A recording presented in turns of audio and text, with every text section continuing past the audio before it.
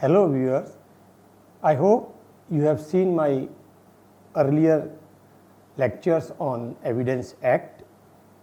They are just introductory lectures and I believe that you have understood and enjoyed those lectures. In continuation of that, now we will discuss some more concepts and terms which are used in Evidence Act. Earlier we analyzed the facts, issues of facts, facts in issue, relevant fact, evidence, oral, documentary, direct, circumstantial, all these kinds of terms we discussed. Today I am discussing with you, I will explain you some important terms like proved, disproved, not proved, shall presume, may presume, conclusive proof. These are again very important terms which will be frequently used in our subsequent lectures, and we will discuss them in detail at a relevant time. But here let us understand what do we mean by proved. Let me first share with you the definition which is given in section 3, what we mean by proved. A fact is said to be proved when, after considering the matter before it, the court either believes it to exist or consider its existence so probable that a prudent man ought, under the circumstances of particular case, to act upon the supposition of that it exists. Friends, it may sound little bit complicated when we read the definition of the proved, but let me make it clear for you. When we mean that a fact is proved, it means the court believes, the court finds that it exists, or the court may also find that there is all probability that it exists, and a prudent man, a man of ordinary prudence, would believe that yes, in all probabilities the fact exists and there is a probability of the fact being existing. Now let me further clarify it to you. The fact is proved does not mean that there is a mathematical precision. The evidence deals with the probabilities. Preponderance of probability is the criteria. It means that when a fact is put before the court may presume, the court may seek an evidence for proof of it, and if the evidence is sufficient, the court will admit it as a proved, and on the basis of that proof, the court will further decide the matter. If there is a probability also that yes, it is not disproved or it is not proved, and there is a probability that fact exists, the court will also examine and court will also accept. Now let me give you an example to further make it clear. Suppose a person has submitted a sale deed. There is a dispute between the ownership of a piece of land, and the person has submitted a sales deed wherein the title of the claimant is very clearly mentioned. Now we can say that this fact is proved, the fact of ownership is proved, or in second situation there is a probability, unless it is disproved, that the ownership or the title of land is presumed to be of the person who is submitting. So in this way the court may presume, the court will accept that fact exists, and also the man with prudence, ordinary prudence, will also believe, will accept that yes, this fact exists, because the sale deed has clearly mentioned the name of the claimant as owner. So here we will call it that proved. Now second thing, what could be the second thing? Disproved. A fact may be proved or a fact may not be proved or disproved. Please note, there is a difference between not proved and disproved. Can you think what can be the difference? Apparently it seems to be a similar terms, but no. When we say a fact is disproved, it means the court believes it's non-existent. Court has seen the evidence, court has examined the evidence, and court has found that fact is not proved. Again, let me share you the same example which I have just given you. A person claims the ownership based on the sale deed. He submits that sale deed, and in sale deed he is not able to prove that his name is clearly written as the owner, or alternatively there is a joint ownership. 3 persons are owner of that piece of land, and the person who is submitting the sale deed claims that he is the sole owner. So it is disproved.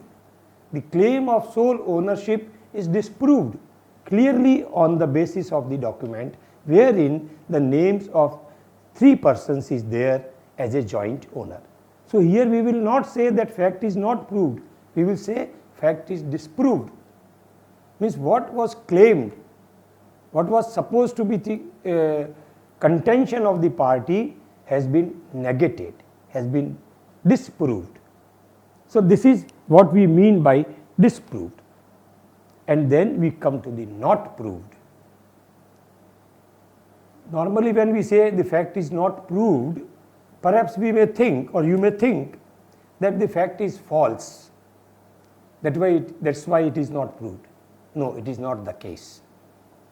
If a fact is not proved, doesn't mean that fact does not exist, or it was a false supposition, it was a false thing and it never existed.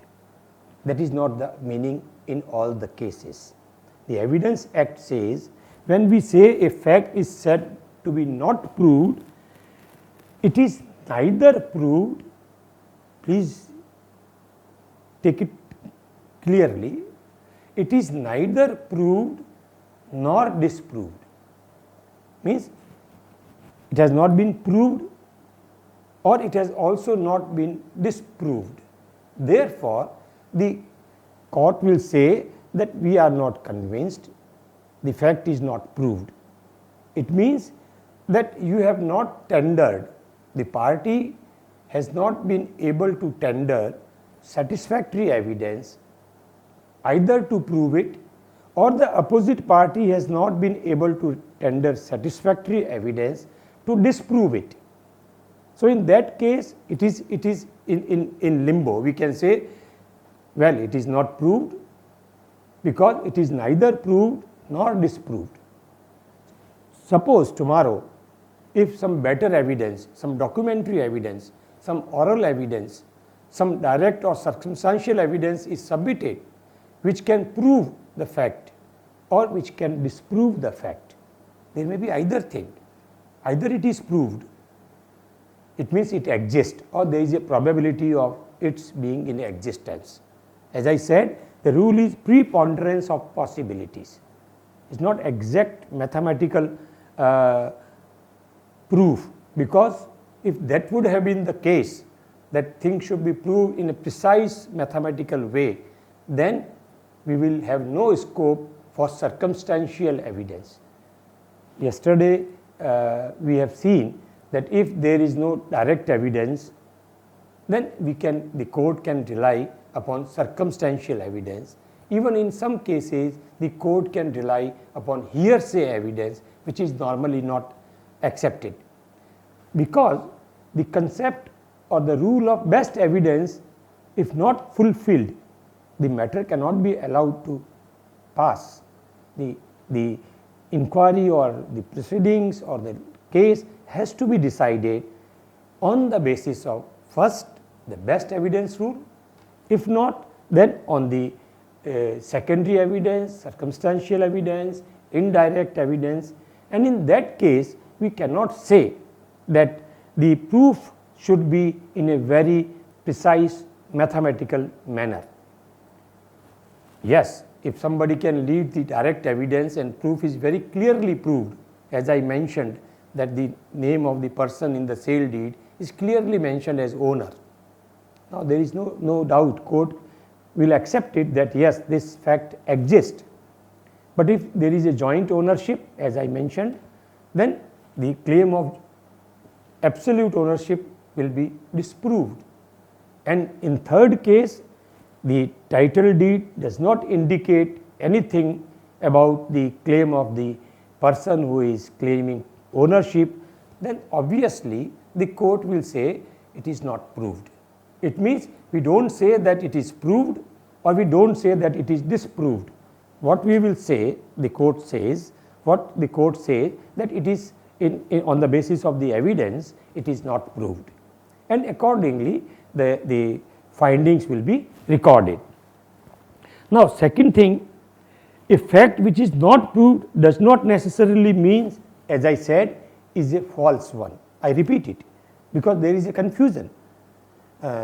Some people ask me, say it is not proved, it means it has no existence, or it is false, that is why it is not proved.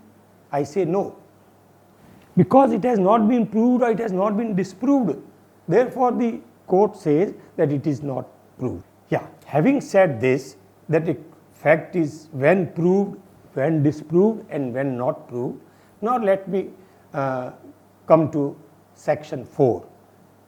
But before that, let me briefly and quickly recapitulate what we have discussed in section 3. Well, we have discussed facts in issue, relevant fact, evidence, documents, oral evidence, documentary evidence, and again let me tell you, we will discuss all these concepts and their application in Evidence Act in detail at the relevant time with the help of relevant section. So these are the terms which we have already discussed, and now we come to section 4 before we embark upon the section 5, from where we start with the relevancy of facts, one of the major portion of the Evidence Act. Let me discuss and complete in this lecture the presumption, the aspect of presumptions, because when some matter is presented before the court has to draw a presumption. That presumption is based on certain things, and this presumption according to section 4 has been categorized in 3. First we say may presume. It means whenever it is proved by this act, means Evidence Act, that the court may presume a fact, it may either regard such fact as proved unless and until it is disproved. Well, we have discussed how it is proved, what we mean by proved. If a fact is proved or it is not disproved, then court has a discretion.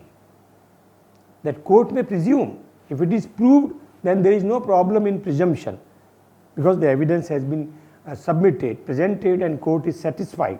So in that case, court may presume. But there is another scope for the court.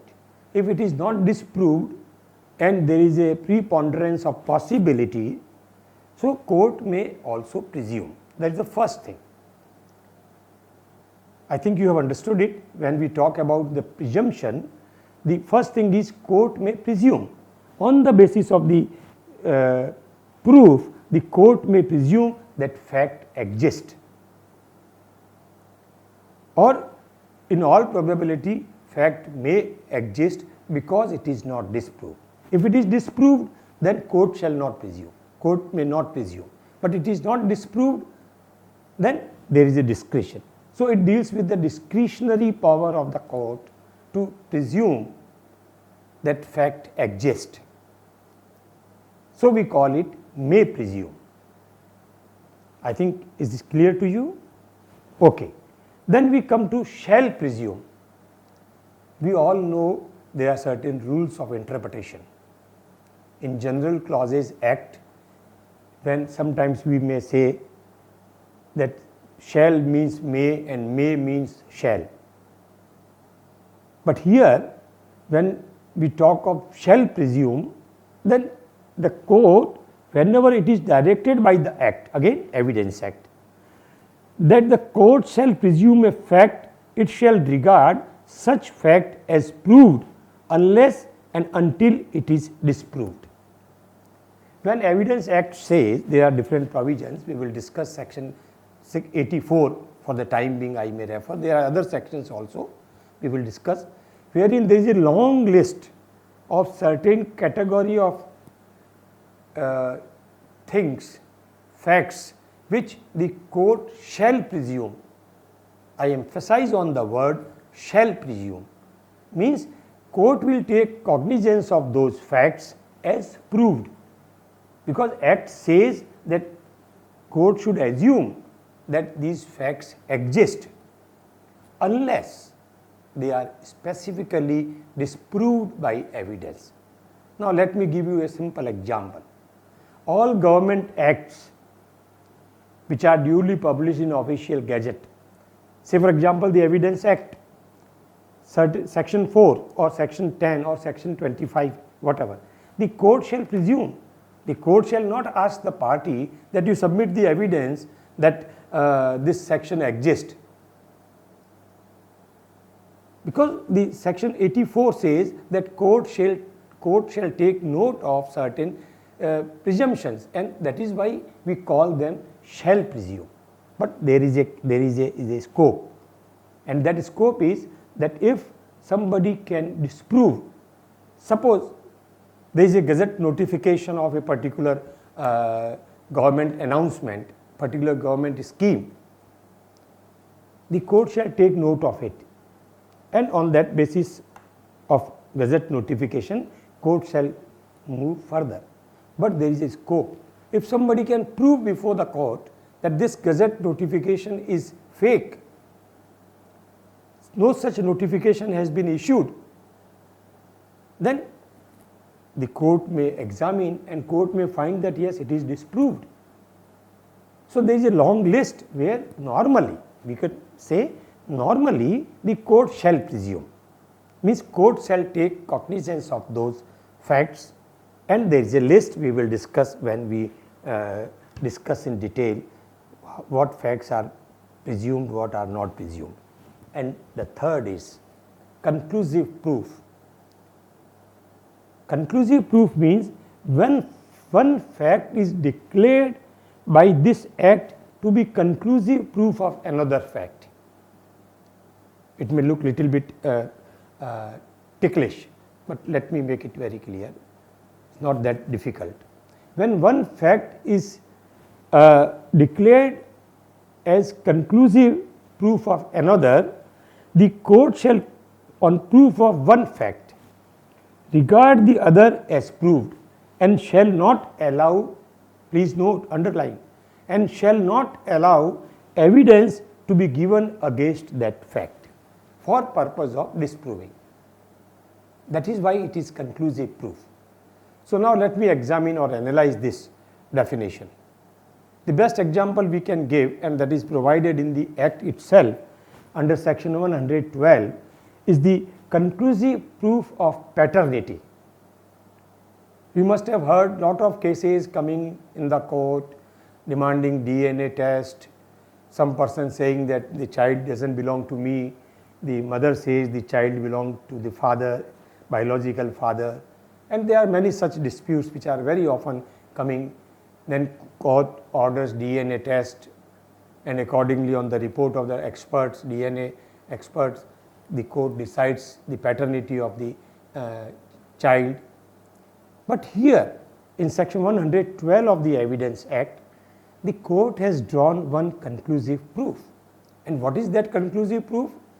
If a child is born during the subsistence of marriage of a husband and a wife, then it is presumed that that child is a legitimate son of the father. This is a conclusive proof. Now, when I said when one fact is proved, the other fact will automatically be proved, that is conclusively proved. What is fact need to be proved is that there was a marriage between A and B. If once it is proved, and once it is proved that A and B had the access to each other as a husband and wife, and child born during that period, it is proved. Because marriage is proved, access is proved, then it is conclusive proof that child born is the child of the father. So this is a conclusive proof. When one fact has been established, has been proved, the fact connected with that proved fact is conclusively taken as proved. So this is conclusive proof. Now, in case of may presume, coming back to that, the theory of presumption, what is presumption? Simple, is an inference drawn from other known or proved facts. When we say there is a presumption, it means we draw an inference, but that is not a vague inference. That is an inference which is based on the proved facts. And when we talk of the inference proved, or we can say in other words, proved inference. Proved inference is a presumption, and this presumption can be classified. Let me just repeat it quickly before I sum up the concept of presumption, that it may be a may presume. In may presume, the court has a discretionary power, that it is proved unless it is disproved. In conclusive proof, the court has to accept the fact, because one fact has already been proved and second fact is the outcome of the first fact. As I mentioned, marriage is proved, access is proved, so child born is a conclusive proof of the paternity of the child. That father, the married person, is the father of that child, and this is based on the sanctity of the marriage. And then in shall presumption, the court generally accept the fact as proved. Court generally presume that fact is proved unless it is disproved. So there is a degree of presumption. May presumption, it is discretionary. Shall presume, it is generally compulsory unless disproved. And in conclusive proof, the court shall accept it, and court shall not allow further evidence to disprove it. Otherwise, there is no purpose of conclusive proof. Court has taken a conclusive proof and somebody says, no, I want to disprove it.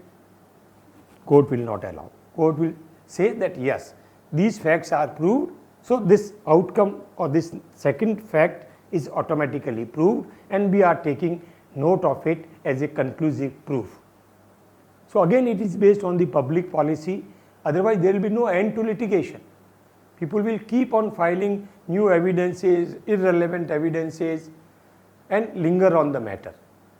So these are the basic concepts, and now there are other terms also which I am not taking is individually, because there are certain terms which have been introduced by the amendment in the Information Technology Act. Interestingly, you may think over it. I am just giving a point for your thinking. Information Technology Act has added certain terms into the Evidence Act. So certain terms have been imported from Information Technology Act 2000, subsequently amended in 2002, 2008, so on and so forth. So what are those terms? Electronic record, as I mentioned yesterday and we will discuss also, it's a evidence, electronic record. Electronic signature, certifying authority which certifies the electronic signature or e-signature. These are the concepts which have been introduced in the Information Technology Act, and their definition shall be what has been mentioned in the IT Act. So if you want to define those definitions, those terms, we have to see to the IT Act, Information Technology Act, and not the Evidence Act. Section 4 itself mentions that the meaning of these terms, that is e-signature, e-record, certifying authority, will be same as mentioned in the Information Technology Act. So, in that way our Evidence Act has been updated, amended in tune with the modern developments which have been necessitated with the e-governance, e-commerce and other issues. Friends, with this lecture, I am sure your concept about the basic principles of the evidence should be clear, because in next few lectures we will discuss the relevancy of facts, and where we will discuss some of these terms very frequently, and it should be in your mind that when we talk of the facts in issue or relevant fact, what does it mean? Wherever the terms come, we will give some examples to make it very clear again, but I think that if you have carefully listened and seen these 4 lectures which we have presented here, I think there should not be any difficulty in further understanding of the Evidence Act.